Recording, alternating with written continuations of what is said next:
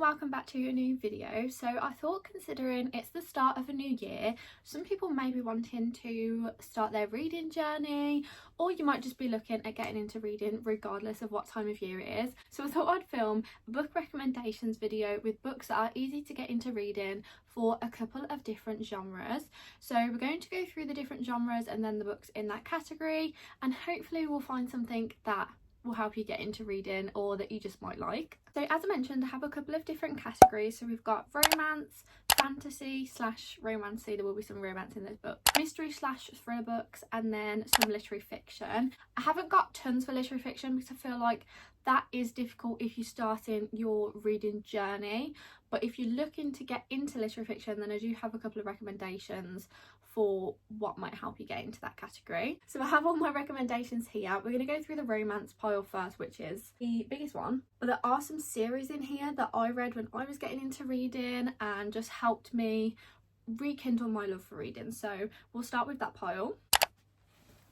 So the first recommendation I have is by an author that I found in 2024 and just fell in love with her writing. So if you're looking for something that's like romance but a little bit deeper, it's not just all rom-commy, I recommend picking up Annabelle Monaghan's book. So the book I'm going to recommend is Summer Romance because this is my favourite book of hers that I've read so far. So I've read this and Nora Goes Off Script, and I think she's got one more out that I'm going to read, and then she's got one coming out this year as well. So this book is about Ali, who is a recently single parent, and she's going through some struggles after losing her mom. One day she decides to pick herself up, put on a nice outfit and take her dog to the dog park, and that is where she meets our love interest in kind of a awkward but funny meet cute. The story then follows Ali working on herself and navigating life being a single parent and life without her mom, and it's just her like picking herself back up, finding what she wants to do with life, but then obviously she's navigating this new relationship as well, which is just the sweetest relationship. How they're really there for each other and they're really encouraging each other to work on themselves. It's just such a sweet story and I loved this one. Then we have The Fake Out, which is a good introduction into sports romance if that's your sort of thing or you think that might be your sort of thing. So this book follows Hazel and Rory. Hazel is a physiotherapist on the hockey team and she has swore off dating hockey players after her ex-boyfriend broke her heart. However, when her ex-boyfriend joins the team that she works for, she decides to fake date Rory, who is another one of the players on the team, and he is such golden retriever book boyfriend. Really much miscommunication in this book, which I really liked, and their relationship is just really sweet and there's some really good banter in here as well. So I feel like this is a really good introduction into sports romance. It is part of a series, but you don't have to read the other books before you read this one. Then we have the Chestnut Springs series. So I've just got Flawless here, but there is 5 books in this series and they are all interconnected, but I wouldn't necessarily say you have to read the other books, but I would recommend doing so because there's a big fan family aspect within the stories. Each book is so different, there's different tropes and stuff, so I think that helps you find what you like in a book as well, and everybody has a different favourite within the Chestnut Springs series, so that really shows that people's reading tastes are just so different and diverse because, like I say, each book has different themes and stuff in there. So one is a single dad and one is accidental pregnancy, which is not my favourite trope at all, but this was done so well. Another one is friends to lovers, so there's just so many different tropes throughout the whole series, so I do recommend reading them all. The whole series is set in the town of Chestnut Springs, which is a small town. Again, like I say, I can't go through every single book because they're all different, but I do just definitely recommend just picking them up.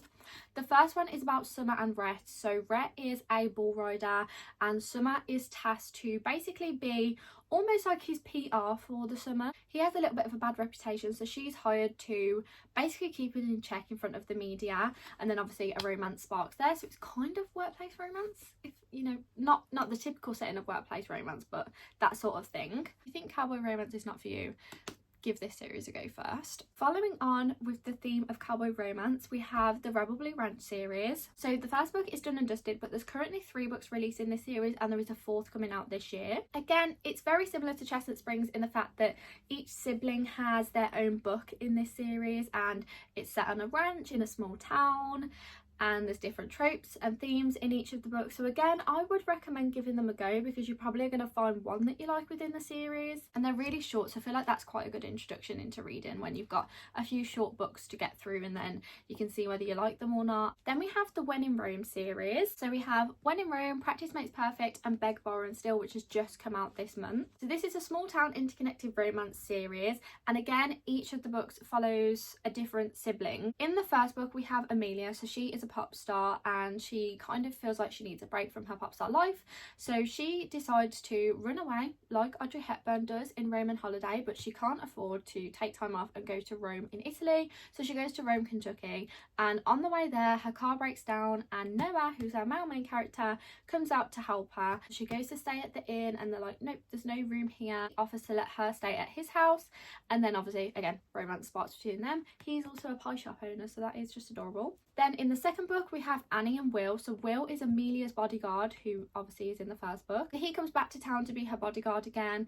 and he then is kind of thrown into being Annie's dating coach. She's trying to date, find someone, and it's not going well, so she kind of feels she needs a little bit of coaching, so Will does that for her, and then again romance sparks, obviously, because that happens in every single one of the books. And then the last book is Emily. So she is Annie's and Noah's sister, and she is a teacher at a elementary school within the small town, and she worked with Jack, who has been her nemesis since college. They just had an interaction and then she just didn't like him, and they've been competing since then. He moves out of town for a little bit and then he comes back and ends up moving in to be her neighbour, and they kind of have to have a little bit of an unusual heist situation that then brings them to being friends, and the relationship is just so sweet. And I ended up giving this one 5 stars, and the others have been like a 4.5, 4.75, so all are just so rom-commy, so adorable, and I would 100% watch a film / TV series on these books. They're just, I love the characters, I love the setting of Rome, Kentucky. It's very Gilmore Girls vibes in the sense that the town is very close and they have town meetings and everybody knows each other's gossip, and yeah, as soon as there's a secret in the town everybody knows about it. Then the last romance book I have to recommend to you is by one of my all-time favourite authors. I will literally read anything she puts out, but I feel like this one is quite a good introduction into her style of writing, and that is Book Lovers by Emily Henry. Now don't get me wrong, my favourite Emily Henry books are Beach Read and Happy Place, however I feel this one's slightly more rom-commy than those two, so this one might be a good introduction into Emily Henry's style of writing. This book follows Nora and Charlie. So Nora is a cutthroat literary agent from the big city. Sister Libby asks her to take a month-long holiday in the small town of Sunshine Falls. Nora's a little bit suspicious of this, but she's like, yeah, okay, we'll go for a month-long holiday, you know, small town life, all that stuff. So they go to this small town and she bumps into Charlie. Charlie is a book editor who she's met from her life in the city, and they didn't have the best interactions or the best first impressions,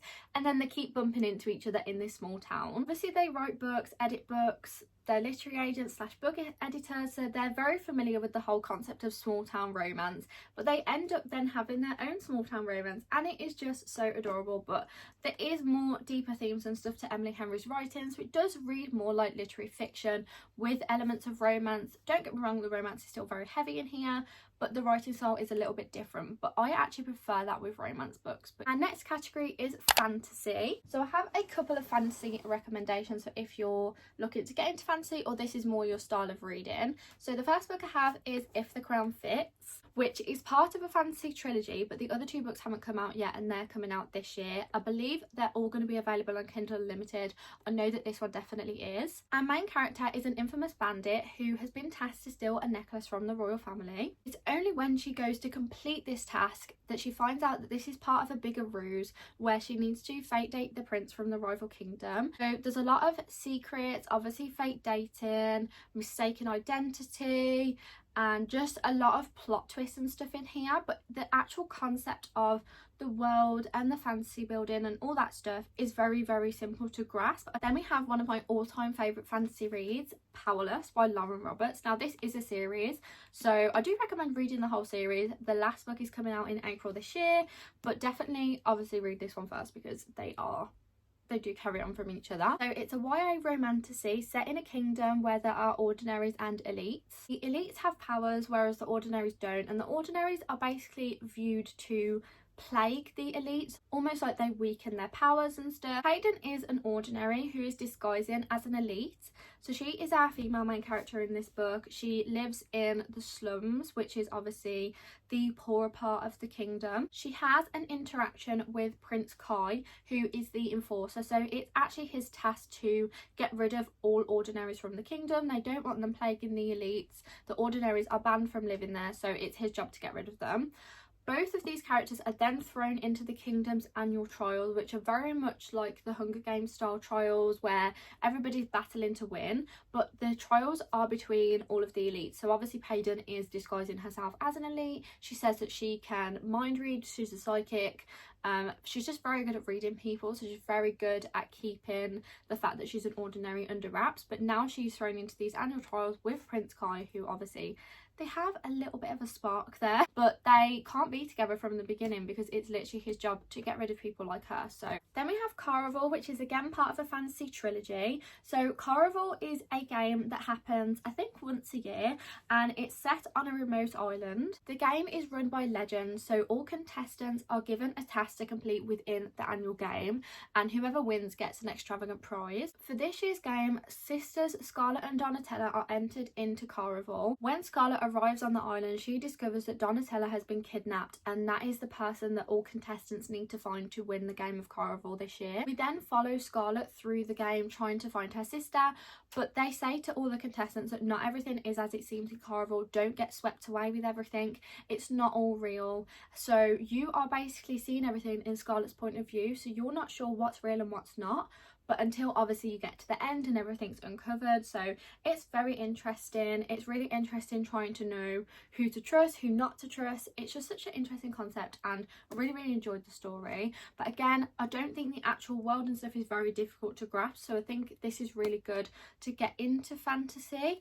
And it's more about Scarlett trying to find her sister, so it's much more of a heisty type book. And it wouldn't be a book recommendations video if I didn't mention the ACOTAR series. This was actually my introduction into fantasy, and I feel like it was a very good starting point. It's a 5-book fantasy series following our main character Feyre, who was from the mortal world. I'm just going to talk about the first book because obviously each book follows on, so I don't want to talk about what happens later in the series because that will ruin everything for you, but we'll just talk about the plotline of the first book. So due to Feyre's family not being wealthy, she has to become a skilled hunter to provide food for them. One day whilst hunting, Feyre kills a wolf, and it turns out to be a fairy from the Fey realm, which is treason within the Fey realm. So then she is basically given an ultimatum of, we're either going to kill you or you have to come and live with us as our prisoner.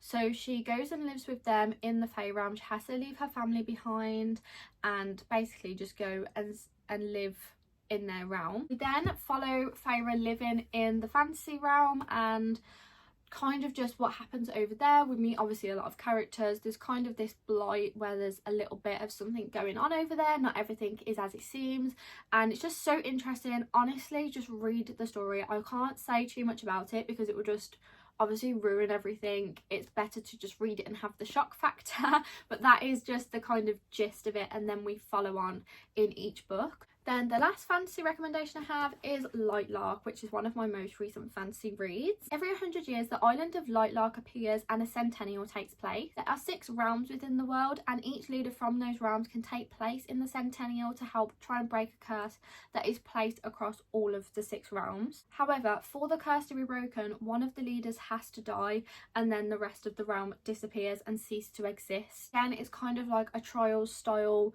book. Obviously each of the leaders is there for themselves and to break this curse. They don't want to die, they don't want their realm to disappear, so it's very hard to know who to trust, and you're constantly on your toes on like who's suspicious, who's not suspicious. And again, it's part of a series. There's currently 3 books out in the series so far, but I want to say there's going to be like 4 or 5. I'm not too sure on that fact, but there's 3 out so far, so I definitely recommend picking it up before it gets too big of a series. Next category I have is mystery slash thriller, so I have a couple of ones for this. I haven't read too many mystery thrillers, so that is my goal for this year, to read some more of those. So if you've got some recommendations, drop them down below. The first book I have though is The Naturals, which is a 4-book YA series, kind of like Criminal Minds but in a book. Follows a group of individuals called the Naturals, and they all have natural abilities that can help the FBI solve cold cases. So they're either really good at lie detection or emotion reading or profiling, and then they're put into this program which is called the Naturals program, and they help the FBI solve cold cases. So each of the books in the series follows a different case, and there's also an underlying case throughout all of them, so you do have to read them in order. It's a YA series, so again, really easy to understand, easy to get into. I really highly recommend this series. Not too many people talk about this series, but if you're fans of Criminal Minds or any type of true crime program, highly recommend. There's also elements of like romance, found family and friendship as well throughout the story, so it's not all just focused on the cases and crime. We have the Housemaid series by Frida McFadden. Honestly, any book by Frida McFadden is probably a good introduction into thriller.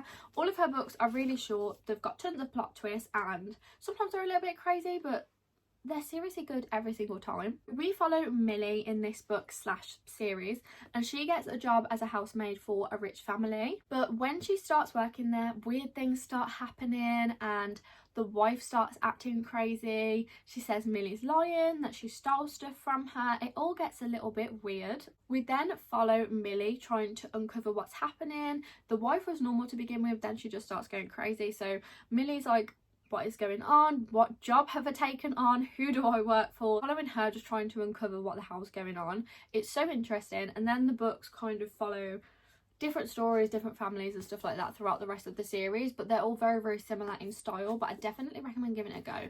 This one is my personal fave in the series, but I know some people prefer the second one, but just all of them are good, and I recommend just trying Frida McFadden's books in general. Like I say, she is really good if you're trying to get into the thriller category or just wanting a quick book to read that's got plot twists in there. Last category that I have is literary fiction. So again, I haven't read too many books in this category. That's another goal for me this year, to get more books under my belt in the literary fiction genre. But I do have one author that stands out, and that is Frederick Bateman. So to be honest, I've only read Beartown, and I've also read his short story that he's recently released, which I loved both. I love his writing. It's so comical and just really fun to read. The Beartown series is 3 books in total, but he does have a lot of standalone books out there as well if you want to start with those. This one is set in a small town called Beartown. So the town is set in the middle of a forest. It's always cold. There's not a lot of people who live there. The people who do live there are very up in each other's business. They have strong opinions on how people should behave, how the town should be run. Read from a lot of people's point of views as well, so you get a lot of insight into a lot of the characters in the town, their opinions on stuff, how they feel, why they're acting certain ways, because you might read about them in someone else's point of view and think, oh, I don't like that character, but then when you read in their point of view and you understand why they're like that, you actually sympathise for them, and it's just really interesting. I've never read any type of writing like this. The town focuses highly around the high school hockey team and their success in the upcoming tournament that they're about to play. They basically want the hockey team to help put the town back on the map and bring more tourism to the town. However, when an incident happens in the town, it literally divides everyone on their opinions and how the matter should be dealt with. And I would check trigger warnings before you go into this, because there are some things that are described in a little bit of detail that might be triggering to some people. So I would definitely recommend checking trigger warnings before you do go into it. Again, with this incident, reading in people's perspectives, you kind of think, why am I getting that person's perspective? And then you understand. And his writing is very lyrical, so he'll write a sentence at the start of the paragraph, a lot in that person's point of view, and then he brings it back to that point at the end of the paragraph. It's just such an interesting way of writing, and just really enjoy his writing. I do think he is definitely good if you're looking for more literary fiction reads or just trying to get into that genre. He's one of the first literary fiction books that I've read, and now I'm like, I must read all literary fiction books in the world. Like I say, I also read his short story called The Answer Is No. This is available on Kindle Unlimited, so I do recommend reading this. It's a good introduction, like I say, into literary fiction, and it's a very short story. We follow Lucas, who lives in an apartment building. He hates people. He just likes to be by himself. I mean, don't we all? But he is like, please don't disturb me. He doesn't want to go to the shop, he doesn't want to leave his apartment, he just wants to play his video game, eat his pad thai and be left alone and live a peaceful life. And one day the apartment board turns up at his door and it kind of flips his life upside down. They interrupt his life of solitude, and it's all about a frying pan that's been found on the floor. Now this book is actually so comical, the characters are so funny. I read this in the gym and I was actually quite chuckling to myself on the treadmill. So his writing is just so funny, and he just writes really unique characters. He doesn't even give all the characters a name, he'll just describe them as like purple dress, for example, or like board number 3, and you still feel like you know those characters and like what they're going to come out with and their personalities. You don't even need a character name to understand them. It's told in his funny storytelling way, which is very unique to Frederick Backman, but I definitely recommend giving this one a go. Like I say, it's on Kindle Unlimited and it's so short but so funny, and I really enjoyed it, so add this one to your TBR for this year. It's just a quick win as well. But those are all the recommendations that I have for this video. If you have any recommendations for what people should read to get into reading, or if you have any recommendations for books in each of these categories, then comment them down below. Thank you so much for watching today's video, and I'll see you in another one very soon.